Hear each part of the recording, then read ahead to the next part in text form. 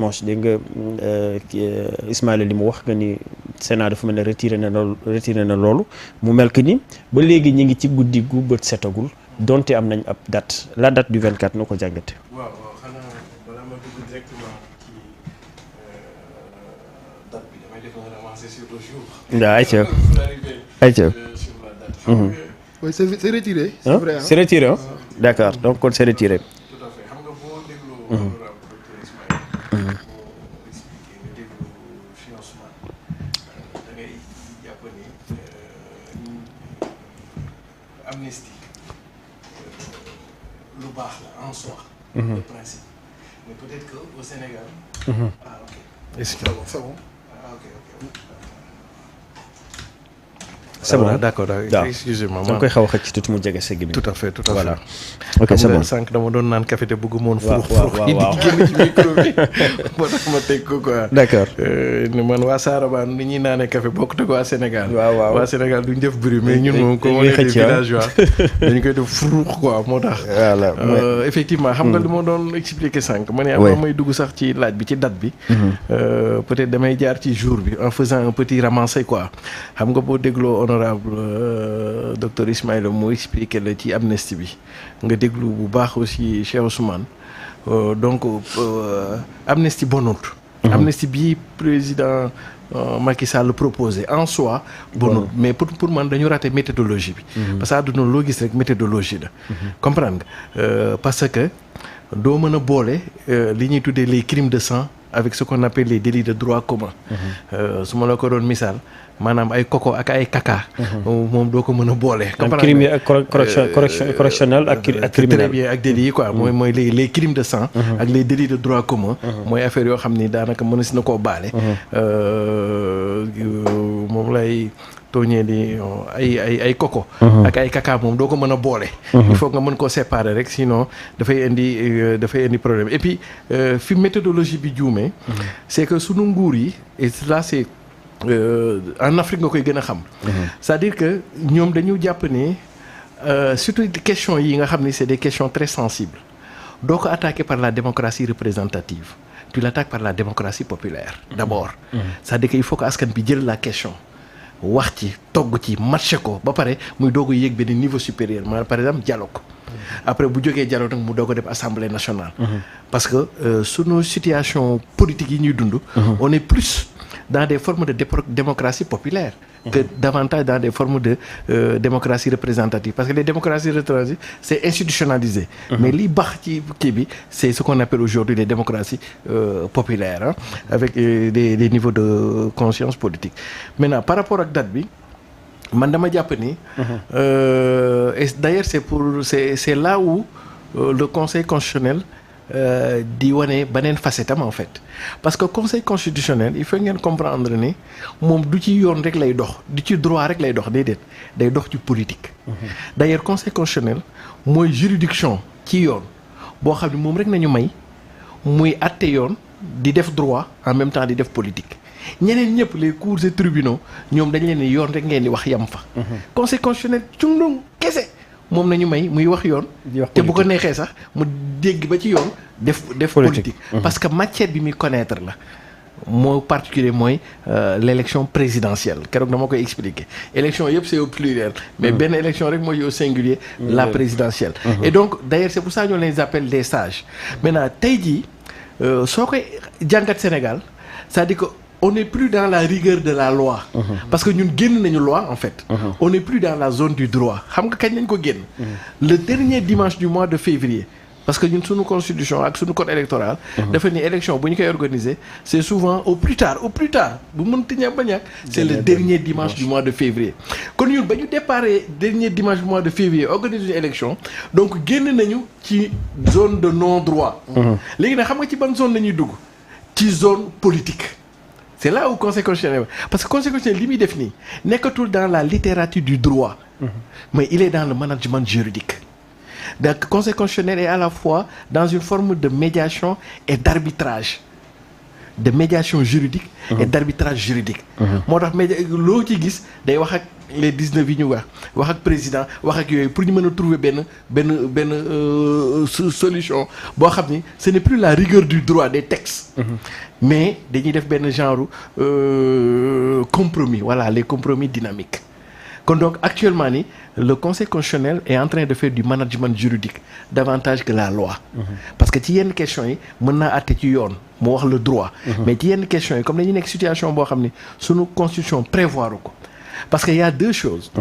sunu constitution dafa prévoir ce qu'on appelle les vacances les vacances du pouvoir. mais prévoirul le vide du pouvoir. mooy li am après le. voilà mooy li am après le dé. dinañ ci ñëw loolu. très bien et donc le conseil constitutionnel en l'absence de texte ne peut que faire dans ce qu'on appelle du management juridique et c'est au nom de ce management juridique là qu'il fait dans la médiation juridique et dans l'arbitrage juridique kon donc il est dans son rôle. il est dans son rôle. Parce que il ne fait pas que du droit mais il fait aussi de la politique et lan moo tax mu nekk lool mooy nan lay def ba moom génn nañ ci guuta gi même bu fekkee sax dootul doon droit waaye bu mu sori trop droit. mais Siré xam nga li ngay wax nii tamit dafa am benn élément bu am importance boo xam ne si nii conseil concerné daf ko jël mu sànni ko muy dialogue bi ñu defoon jëm ci naka la ñuy def ba mën a am maanaam date boo xam ne si dañ ci mën dem ci élection yoo xam ne si dañu respecter droit bi nga xam ne si moom ngay wax nii ci conseil constitutionnel loolu est-ce que du problème parce que comme yaa ngi wax génn nañ les ci non droit la ñu nekk dañuy xool naka la ñuy def pour trouver une solution mais solution boobu pourtant moom nañ ko am ci les conclusions du dialogue mais dañu gis ne daf ko jël mu sànni ko ci non au contraire waruñu ko am parce que su fekkee on est dans la cohérence logique parce que ci consensus la ñu war a dox nga war a dox kon parce que su fekkee on est dans la cohérence logique conseil constitutionnel d'abord du point de vue du droit rien ne le lie par rapport au dialogue parce que dialogue de institution comprendre ay di la deuxièmement boo mee du point de vue juridique maintenant du point de vue politique dialogue bi ni ñu ko tëggee ak nu mu fa bindee ak acteurs yi le conseil constitutionnel a tout à fait raison de tout évacuer parce que les principaux concernés ici n'étaient presque la majeure partie n'était pas au dialogue ça veut dire que au lieu d'en avoir un dialogue électoral le président en a fait un dialogue politique lan mooy lan parce que benn question la woon la question clivante c'était quoi la date de l'événement donc là ça doit être un dialogue électoral ñu woo les candidats mooy méthodologie bi. mais war nañ leen parce que lépp la war nañ leen demuñu ah. oui. non parce que moom bu defoon li mu war a def. c'est-à-dire soxlawul leen sax mu leen wax waaye lu tax moom ñoom et puis ñoom ils ont tout à fait raison de ne pas. parce que alibi bi mu leen tegal ba àtte ko. peut-être que moom moo leen doyul ñoom opposition. d'accord et d'ailleurs sax la majeure partie de peuple bi doyu leen. comprendre nga parce que mënuloo bàyyi ba ay 10 heures de démarrage de la campagne électorale parce que damay faral di tooñ ne.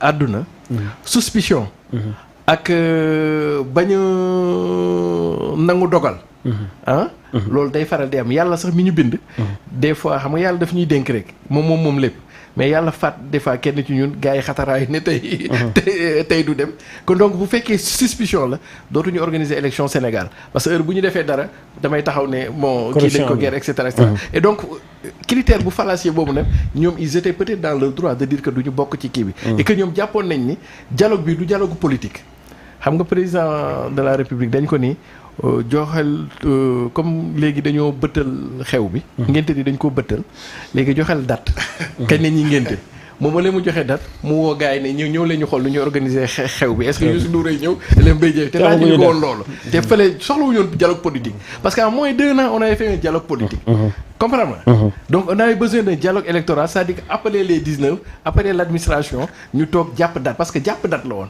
maintenant de jàpp date président Macky Sall en a fait nan nañuy organiser xew comprends nga te laajuñu ko woon loolu et donc les gens étaient d'accord c'était tout à fait compréhensible que ñoom ñu bañ a date maintenant léegi mooy li ma doon expliquer xam nga ñun dañu amoon problème mu date Sénégal benn instant demoon nañ ba kenn xamul sax élection yi kañ la ñenn ñi sax daan nañ dem ba kalaat ni élection yi est-ce que dina amati léegi bu ñu demee ba am ñaari date ci ñoo xam ne jàppoon nañ amuñu woon sax date ba da am ñaar kon ba donc d'abord dañu koy rafetlu première chose deuxième chose dama xaw a gis ni dafay am ay gars yuy def polémique entre date conseil constitutionnel ak datu président mais pour man y a pas de quoi fouetter un chat. mais conseil est-ce que demul sorewul trop ci mbir mi ba jàpp date tamit non non da nga jàpp ne conseil dafa outrepassé ay mais warul jàpp date non attends président Macky Sall moom moo amee pouvoir non même boobu sax c'est relatif parce que damay dégg ñu bëri di ko expliquer entre jàpp date ak convoquer le collège électoral ça fait deux choses différentes ñu bëri dañuy kii parce que même non danaa la expliquer mais conseil dafa convoquer le collège électoral non parce que loolu seul le président seul le président moo am kii bi ça veut dire que jàpp date ak convoquer kii bi c'est deux choses différentes en fait mais nit ñi nag dañ ko defarandoo benn ne bu ñu jàppee non c'est-à-dire que décret voilà décret président rek décret président mooy convoqué maintenant jàpp date nag loolu affaire u jàpp la te beneen bi mooy conseil constitutionnel en fait dañu ko laaj conseil constitutionnel boo xoolee lu bëri du tëb rek wax moom dañu koy laaj léegi lan mooy problème bi c'est-à-dire que président Macky Sall moo ko laaj au lieu que moom mu toog xaar ko ba mu wax ko moom mu jàpp daj c'est-à-dire que pour man élégance cacophonie bi yëpp président moo ko créé parce que moom comme dafa laajoon conseil constitutionnel mënoon naa toog rek ba ñu tontu ko pare après bu ñu tontee mu wax mais daf ko laaj le temps que mu koy tontu moom mu génne datam comprendre léegi ñee kay bu ñu kii après mu indi cacophonie mais pour man dans l'un comme dans l'autre qui peut le plus peut le moins comprendre conseil constitutionnel joxe na date en sous forme de proposition moom dañu ko laaj mais confrontation amul foofu ci ci conseil constitutionnel ak président de la république gis nañu conseil constitutionnel taxawaay boo xam ne si nii sax maanaam romb na taxawaay arbitre dafa mel ne léegi moom mooy kii organiser élection yi non est-ce que soriwul trop mooy li ma doon wax léegi demul la waaw mais ça veut dire que ba romb fi nga xamante ni fa la waroon taxaw non ça veut dire que parce que le président wax mu ne mu dindi teg indi la parce que xam nga lu tax parce que conseil constitutionnel moom la lay wax sànq dafa day taxawee ñaari tànk bu ko neexee day taxawee droit